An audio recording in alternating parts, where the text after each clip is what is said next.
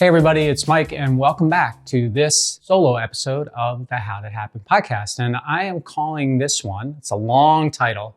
It's You Don't Rise to the Level of Your Goals, You Fall to the Level of Your Systems. I've got that written on the blackboard behind me. And I was inspired to do this episode by Simon Severino. And Simon Severino was on my podcast, episode number 376. If you haven't checked that out, please do. It's a great episode. It's called How to Live an Agile Life. We talk about all kinds of things, but as I was reading the transcript from the podcast player after the episode was released, I noticed this quote that he had said during the podcast. You don't rise to the level of your goals, you fall to the level of your systems. And he was telling a story about a key team member letting him know that she was quitting. She was leaving the organization. And he was surprised by it. And he was, very disappointed. And he said, I needed to do something. So I told my team I was going to go out for a run. He runs a lot and he was training for a marathon at the time. And while he was running, he was just thinking through how devastating this is going to be to the organization because they won't be able to achieve their goals without this person. That's what was going through his mind. And when he returned from his run, one of his key people came up to him and said, Simon, I've already got 3 people ready to be interviewed to replace this person. And he's like, what do you mean you have 3 people already? I was only gone for a couple of hours. What do you mean you already have 3 people to replace this person? And she said, well, of course, that's the system that we have. We have a system to recruit on LinkedIn when something like this happens. And we just executed on the system. And she said, and I thought this was really funny. She said, and you may not remember, but you're the one who created that system. And he said, you know what? I had forgotten that I had created this system. And here I'd been spending the last couple hours during this run thinking about all the bad stuff that was going to happen because this person was leaving. And turns out that we had an experience like this before. So we developed a system for when it will happen again because things happen again. And the team executed without any assistance from me. And it was like, yes, that is the definition of a system. So when he said your goals don't rise, you don't rise to the level of your goals, you fall to the level of your systems, it reminded me of something I just wanted to share with you, that goals without systems are just dreams. They're dreams because without a system, the likelihood that you're going to accomplish a goal is, I don't know about the likelihood so much, but you are basically on a wing and a prayer instead of on a path toward the goal. And so I just wanted to remind everybody, because I wanted to remind myself after hearing this, what is a system? So a system is a documented, repeatable, replicatable process that can be taught, can be learned, and can be shared inside of an organization or even inside of a family quickly, clearly, and time again. So that's what a system is. And when you have a system, it helps you kind of go on autopilot with things. So everybody gets trained the same way. Everyone knows where the information is the same way.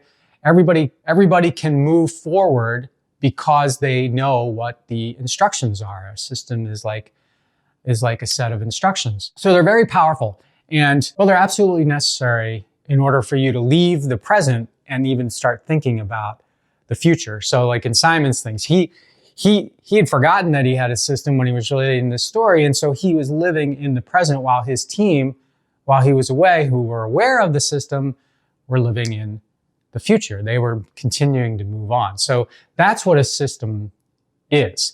So what's not a system?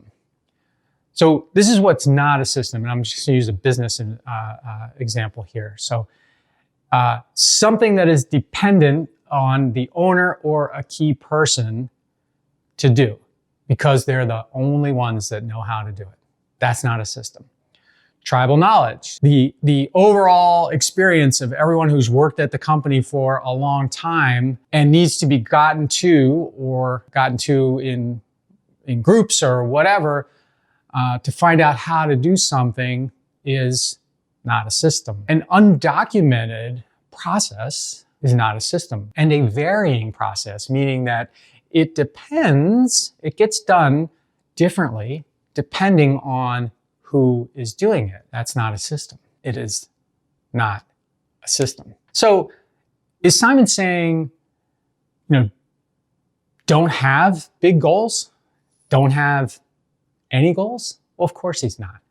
He's saying that coming up with the goal is the easy part. Coming up with the goal is the easy part. The hard part, and the part that keeps you and I from achieving all the goals that we have for ourselves, likely comes down to the fact that we will not take the time to put systems in place so that we can move forward from things that used to be goals and have now been accomplished, and now we do it, we know how to do it, and over and over and over again, to allow us to get free to think about goals that we don't know how to accomplish and start working and taking action toward those. And then once we achieve those goals, of course, we need to put a system in place to make sure that we are not going backward on that goal or not having to think about it every time it happens, because every time we take a moment away thinking about something that's already happened and should not have been repeated the way it was, we lose some time thinking about big goals for our future. So that's it for today. I hope you got some value from this podcast. And if you did, please share it. I do thank you for investing your time with me today and all the time that you invest with me. I value it and I'm grateful for it. So until next time, please maximize your greatness and make your future your property, something that you are very proud to own.